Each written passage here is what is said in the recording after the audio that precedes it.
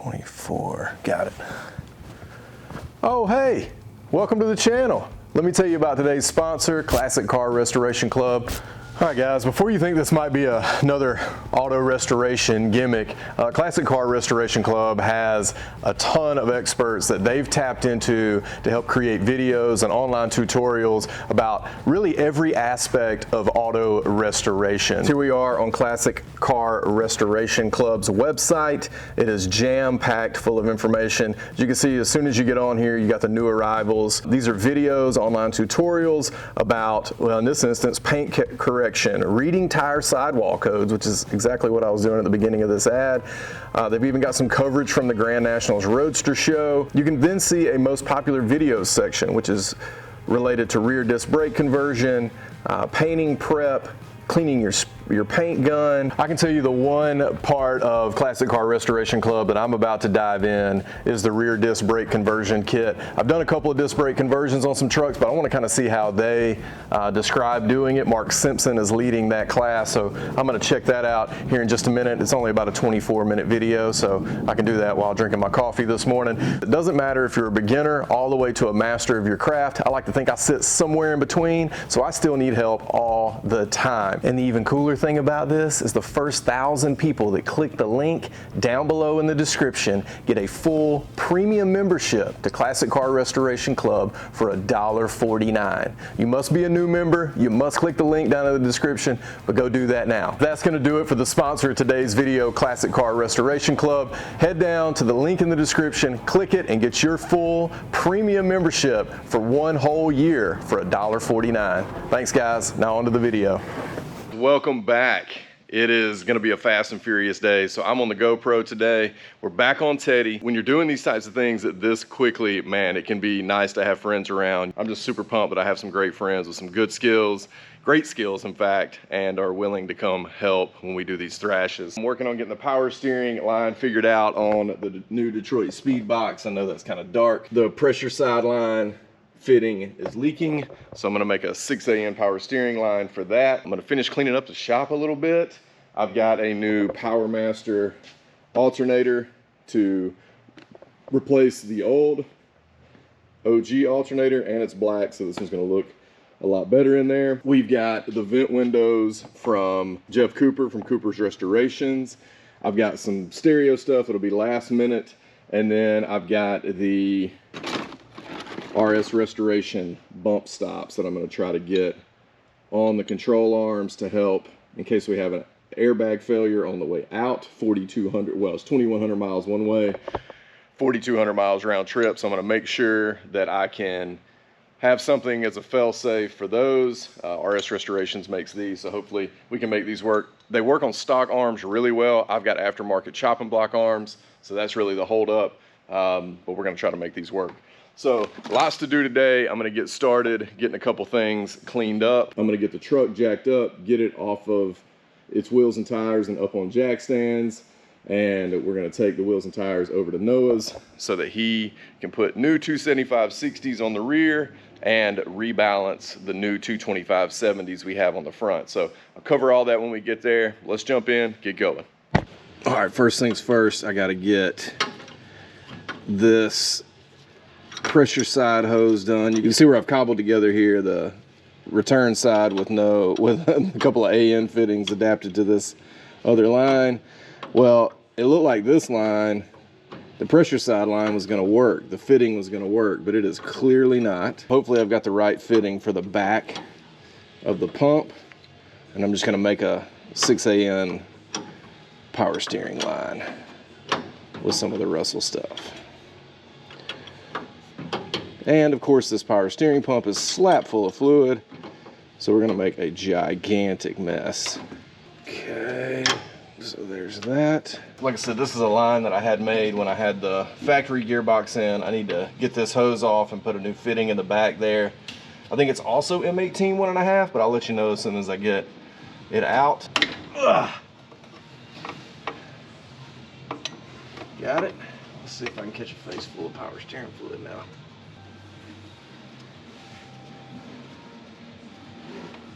Okay, so there's the hose. Fittings out of the back. That was my adapter to get to whatever this thread was here. Put another one in the back. Let's see how it works. All right, so I'm gonna try the M16 by 1.5, and that feels like it. I don't know why I read that it was M18. That certainly feels like it and looks like it. So got that in. I'll build a line, run a 6AN line to right there. Let me get that tightened down. Hopefully it doesn't leak. There's the old hose I'll save for something else. Okay, so this is another fitting I have for the box, but I didn't use that one. What I used to go into the box is the power steering gear fitting with O-ring. It's an M18 by 1.5. That's from Detroit Speed. And then what actually went in the back of the pump itself is the ICT billet 6AN flare to M16 1.5. So it's like the back of my box is M16. I thought it was M18, ordered both just to be sure. But now I'm gonna take the Power Flex line that I have that is somewhere and make fittings with these Russell power steering hoses. I think it's important that you get the power steering hoses that are rated for the PSI that comes out of these boxes. They are pretty high pressure on the supply side, on the pressure side.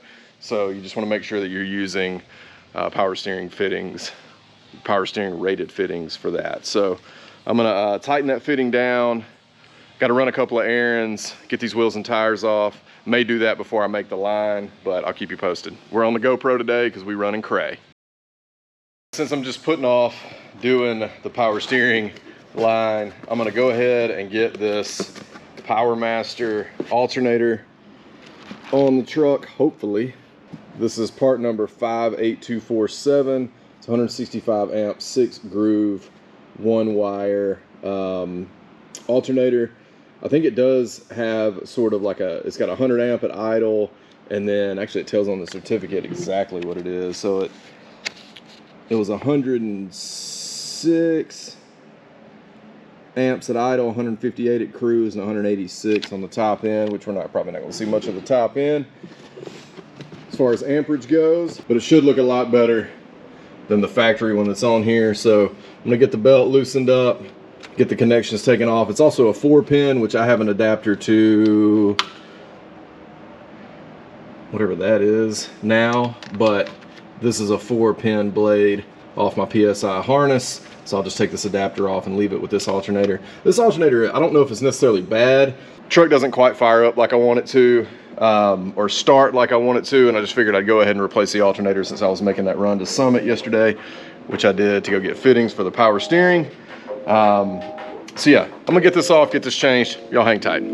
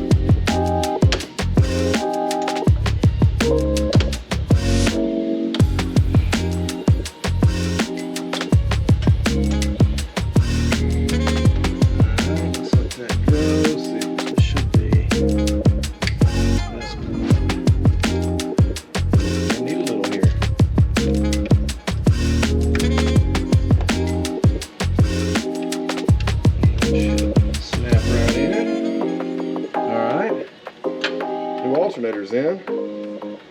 Hopefully that does what I need it to do. All right, I'd say that's doing what it's supposed to. Looks a heck of a lot better, that's for sure. Heck of a lot better. Now onto that power steering hose. Just got me a new shipment of sweet patina ends. They're so fresh and so clean. I got some of their quick detailer as well. Let me grab a cap for that. Just gonna spray this off for a minute. It just has not been really cleaned in the last few days. I use this stuff for everything. Just kind of get a clean space back, a cleaner space.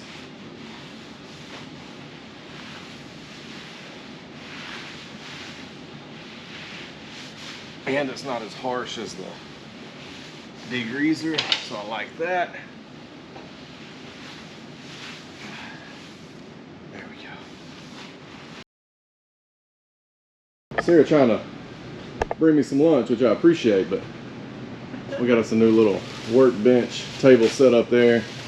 That way I can look for parts, keep it clean, eat lunch, that sort of thing. What we having? Chicken salad chick? Chicken salad chick. I've already eaten. I know you have. Okay, so this is what I got going for the power steering hose. These are the Russell PowerFlex series hose. These are for power steering. They're built to maintain the pressure, so they're high pressure hose. They can have up to 2,500 psi. You can see all the attributes there. And then I'm using their PowerFlex hose ends, which fit the same characteristics. I'm just using 290s to do that. Here's the hose itself. So I'm gonna get a pretty short piece made up. I'm gonna make it a little bit longer than the one that was on there, just so we have a little bit of room. But yeah, this is about 10 foot of hose, and I'm gonna make it, probably use about 3 foot of it. And yeah, so I'll get those made up. We'll get that on the truck and go from there. So I went ahead off screen and got this one made up, or this end made up. I just cut it. I used I don't have my vise set up, and I don't have the best cutters, so I just used some I found in my drawer, ended up making it happen. Since this is a PTFE line, I'm really just most concerned about that plastic in there being split, which it did not. So the part that is different about the power steering line from when I make other AN lines is you have this little olive situation. I'll show you how that works in a minute. But right now you want to go ahead and take your collar here. I may have too much tape on here to get that on. I'm just going to slide that collar on, let it go to the bottom. Then they make a little tool for this apparently, but to get the olive on, you're essentially sliding it around the PTFE line only. Since this is a high pressure fitting, you got to have something to go around the PTFE hose. You can see where I've not really kinked the hose, but I'm peeling back the braid so that this little olive can slide on, and essentially it should flush up all the way to the bottom. I don't know if you can see this real well, but it should flush up. The hose should flush up to the inside of that first step all the way around. And then once you've got that part, you put a little lube on the part you're going to insert, and then you just work this in. It should go in with a little effort pretty easily, and you see it'll just slide down on that next to that olive, make that connection there. Then I'm going to slide the collar up. You'll be able to get it hand tight for a minute. I'll try to orient these. So now that I've got this threaded, since I'm in my new shop, I don't have my vise set up yet, you're going to see me struggle. But I'm going to take, instead of AN wrenches, these are steel. I'm just going to use a regular 11/16 wrench on both sides and just tighten that fitting down until it meets flush with the other fitting.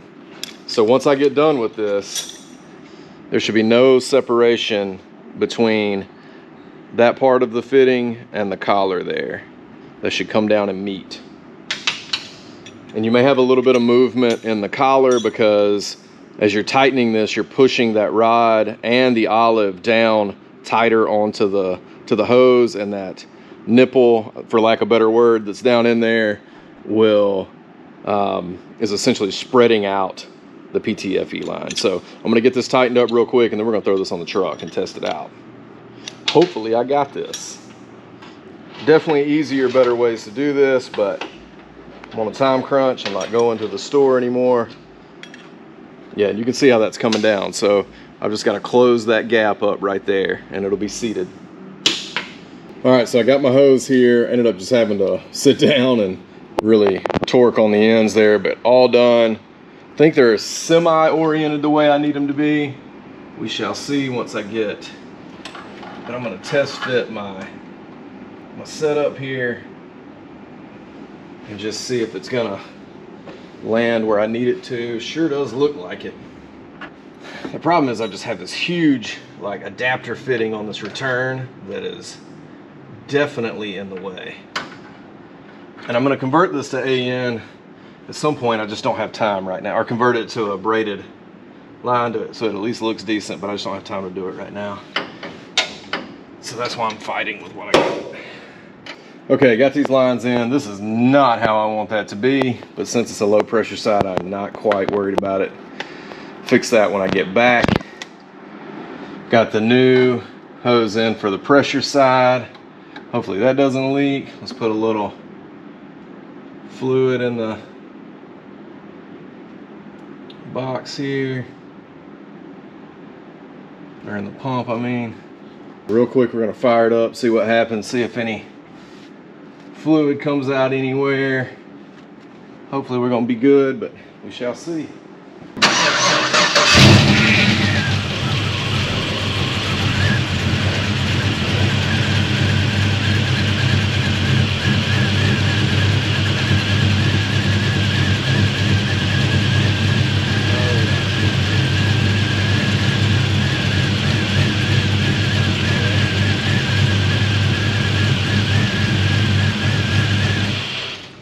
So I got these lines made and installed. They look, the pressure side looks amazing, doesn't leak.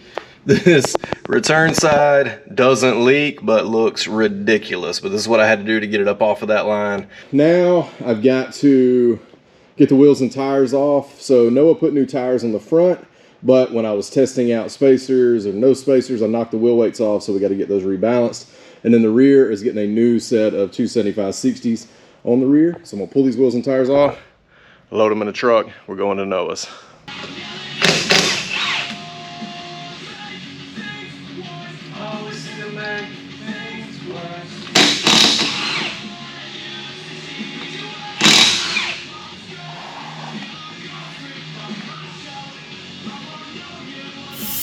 All right, guys, we're at Noah's. There's the man, tire man, always hooking it up. So we're gonna throw 275/60s on the rears. He'd already mounted up these. Like I said, I knocked the weights off, trying to get control arms and all that spacers and stuff figured out. But here's the tires we're throwing on the rear. 275/60/15 Cooper Cobras. Radial GT should look good. I went with some cheapies on the front, but once these wear down, I'm gonna replace them with the Cooper Cobras so they'll match. But those are 225/70/15s. Man, these tires look so good on these old Steelies.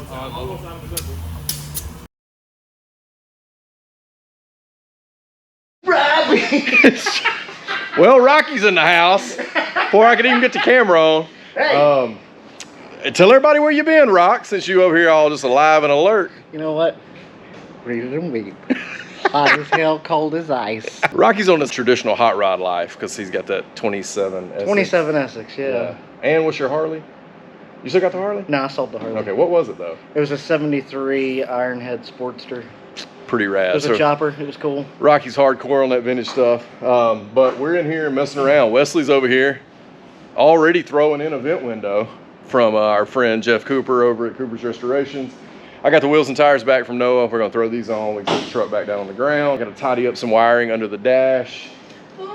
And that's probably all we're gonna do tonight. We're gonna try to get that stuff done, get this thing loaded on the trailer, get it to Alex Walker at Walker Tuned for tuning tomorrow. So let's get started. Check out this vent window. See, the other one you could like see all the way under, and these are OEM. Like the rubber is not, these haven't even been refurbished. We should have never opened it. Now it's gonna whistle. I know it, but these are off Jeff's personal truck.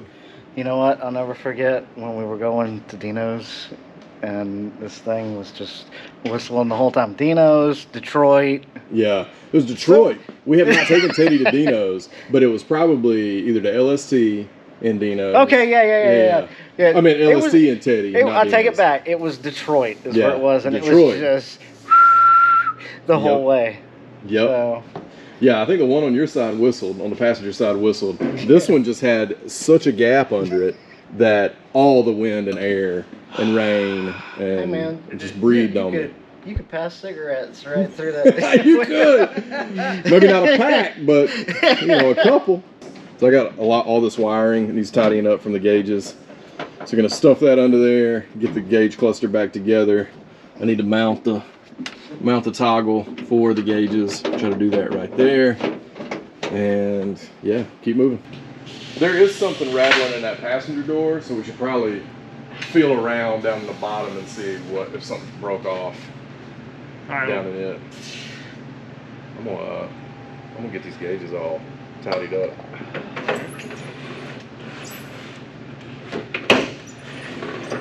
Drink this cold beer.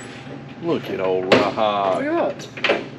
Feel that now. Greaser up! Like Rock done greased her down. Oh yeah. Oh, that's fine. There you go. Totally fine. Boom! I can't even believe that. Wait. Ooh, it's not.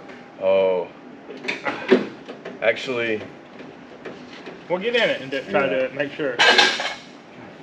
No, you just take it off. You can just take that off. Yeah, you got that. But it's got that Altman Easy latch in it. I hope that sucker ain't trying to give us no fit. That's probably And it may be fine. That's it. Yeah. You're going to have to climb out. No, that's Oh, it. yeah. Oh, is it? Altman Easy latch for the win. Yeah, I was about to say, he's got them like, we're used to the... Yeah, used to the bar. Yeah. That thing's sweet. Man, we looking great now. Got the vent shade back on. Rocky got that on there. Vent windows in.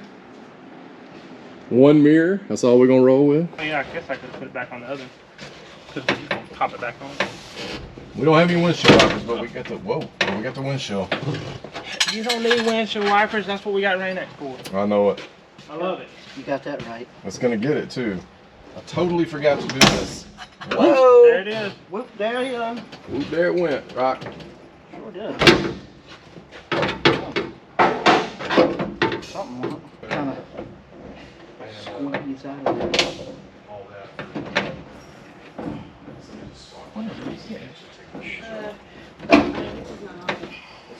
Oh, okay. I mean, we're right there at it. Yeah. I think you know how to get to the back of the house. It's easier if I close the door like that. Get up. Yeah, I just don't want to mar up the No. There she is. glass. Whoop, there it is. Look at it. There it goes. Oh. Look at that. All right, so now we know we got to go. Look at We don't even that. have to do that. Oh, man. That's what I am talking about. All I right. love it when it works like that, you know? All right, let's see. We got to line these up first. Y'all made that look easy over there. You know what? Was it? No. Well, I got the But the illusion's there. illusions there. I got the gauge bezel all buttoned up. Like I said, I got to do something with all these wires. So we went with the OBD2 BIM, and this runs. We got the OBD2 port right there. So I got to just zip tie all this up.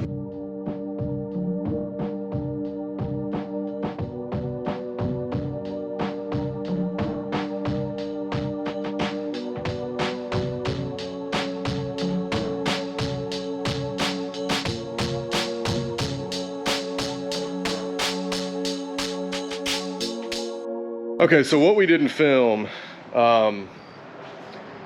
we had some sort of electrical gremlin that these two fellows right here behind me figured out. Do y'all Do y'all know what happened? So It's okay if you don't, because I don't. Just the wire pulled. Well, I don't know why it's doing what it was doing a minute ago, but the wire pulled out on accident Pulled the. of the fuse panel, which fed everything else. We lost all power in the truck. No air management, any of that. Rocky also helped, by the way, but he's over here being a total turd as he stands by the truck. That's what But I call it. I mean, he's an electrician. He knows a lot about air management. I'm just me trying to get this truck to Arizona. Yeah, drive a And truck back. across the country. Well, appreciate y'all. Yep, for sure. That was very frustrating. I wasn't frustrated at all. Thanks, Rock. Yeah. You don't ever look frustrated. I was happy to go look. You know what I mean? Hey, look, I ain't got to work tomorrow, so I knew I had time. You ain't got to work tomorrow. Shoot, no, I got to work on a C10 tomorrow. Speaking Nice, of C10, you talking about the CC3 The 63, yeah. that you got from me? I got from Robbie. These folks here on this camera know that. Yep. What are you doing to it?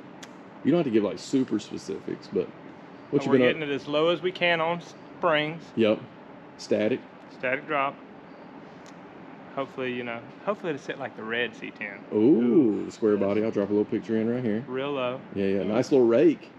Yeah. Nice little rake. Kind of a nice set of wheels on it. Yeah, it will. I know where you got them. Set of Steelies and white walls. Yeah, right. All right, we're loading this thing up to go to Alex's, and yeah, that's what we're doing.